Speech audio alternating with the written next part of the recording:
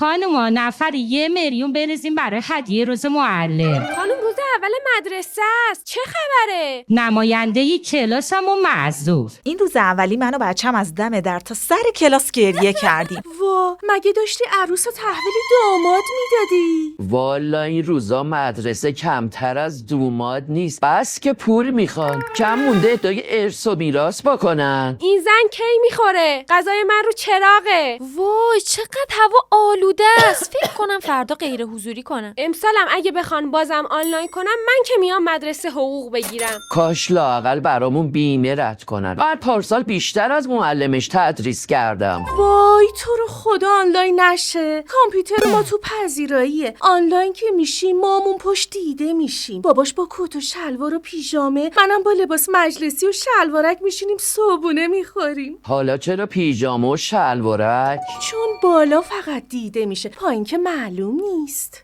وای وای، غذام نسوزه خوبه. خانوما پس فردا تولد خانم معلمه. نفری 2 تومن برای کادوی تولد لطفاً. خانم معلم داره نقش دوست دختر رو بازی میکنه ها. فردای آشنایی میگه تولدمه. صبحی 2 ساعت ترافیک موندیم تا برسیم. بچم فکر میکرد داریم میریم شمال. خانوما خواهشاً تو گروه کلاس فقط چیزای مهم بذاریم. من 400 تا استیکر گل باز کردم تا رسیدم به تکلیف بچم.